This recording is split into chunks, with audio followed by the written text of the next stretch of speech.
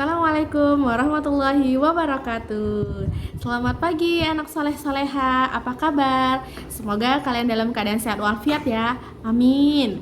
Nah, kembali lagi nih bertemu dengan Ibu Ratna Dewi Julita dalam mata pelajaran sejarah dan kebudayaan Islam. Dan kita masih di materi yang sama, yaitu bab 1 mengenai keperwiraan Nabi Muhammad SAW. Nah, di minggu lalu kita sudah membahas Perang Badar nih. Nah, kali ini kita akan membahas materi lanjutan, yaitu tentang, ada yang tahu? Ya, benar sekali, Perang Khandaq. Nah, sebelum kita belajar, mari sama-sama kita melafazkan basmalah. Bismillahirrahmanirrahim. Anak soleh, apakah sudah ada yang tahu mengenai Perang Khandaq? Nah, pada perang ini, kaum muslimin membuat parit untuk menghadang musuh. Perang ini disebut juga Perang Ahzab, yang artinya adalah golongan-golongan. Nah, pada perang ini, dikarenakan pasukan kafir Quraisy terdiri dari beberapa golongan, bergabung menjadi satu dengan pasukan kafir.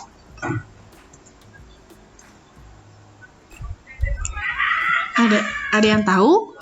Perang Khandaq itu terjadi pada bulan Syawal tahun ke-5 Hijriah. Latar belakang terjadinya Perang Khandaq karena Bani Nazir menghasut agar kafir Quraisy menaruh dendam kepada umat Islam.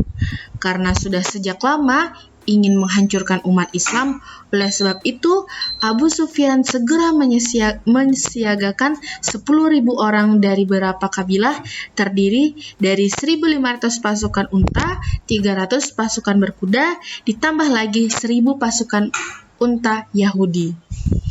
Dan Rasulullah SAW segera menyiapkan strategi.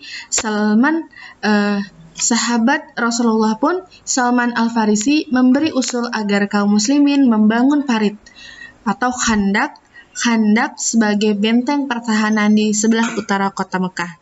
Lalu usul sahabat itu pun tersebut diterima oleh Rasulullah SAW. Di mana disiapkanlah 3.000 orang kaum muhajirin dan ansor bergotong royong membuat parit dan dipimpin langsung oleh Rasulullah SAW. Dalam waktu yang telah direncanakan, terbentanglah parit di sebelah utara kota Madinah. Karena hanya dari utara lah yang mudah dimasuki musuh, sementara itu dari arah lain sangat sulit karena ada pegunungan, ada perumahan penduduk dan perkebunan kurma. Dengan demikian, kota Madinah sudah aman karena sudah dikelilingi benteng yang sulit ditembus oleh musuh.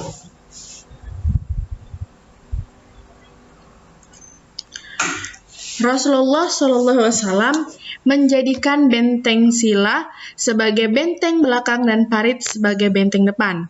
Bendera pasukan Islam dibawa oleh Zaid bin Harits atau golongan muhajirin dan Sa'ad Ubadah adalah golongan Ansor. Pasukan Islam mulai disiagakan, tak kurang dari 3.000 tentara muslim siap menahan serangan pasukan Quraisy. Ketika pasukan Quraisy memasuki kawasan Madinah untuk melakukan penyerangan, mereka terkejut menyaksikan kota Madinah yang telah dikelilingi dengan parit. Beberapa dari mereka mencoba menerobos tapi gagal. Nah, terjadilah perkelahian hebat antara Ali dan Amru bin Abdul Wud yang diakhiri tewasnya Amru. Melihat hal itu, Ikramah lari terbirit-birit. Pasukan kafir Quraisy setiap hari menyeberangi parit tapi gagal. Akhirnya mereka mengepung kota Madinah. Mereka mendirikan kemah-kemah di sekitar parit. Pengepungan itu terjadi hampir 1 bulan lamanya.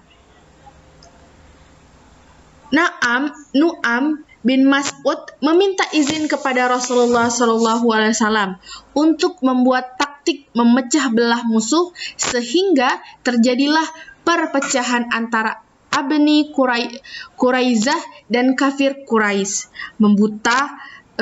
Kafir Quraisy membuat mereka tidak saling percaya.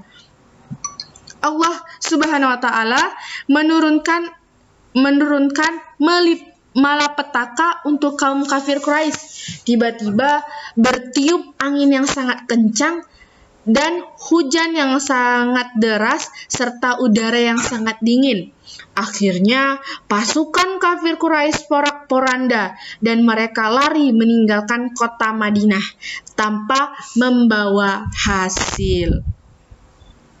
Pada akhirnya pasukan Islam menang tanpa berhadapan langsung dengan musuh. Allah Subhanahu wa taala telah memenuhi janjinya untuk menenangkan pasukannya, menolong hamba-hamba Allah dan menghalalkan pasukan Ahzab dengan kekuasaannya dan mengalahkan pasukan Ahzab dengan kekuasaannya.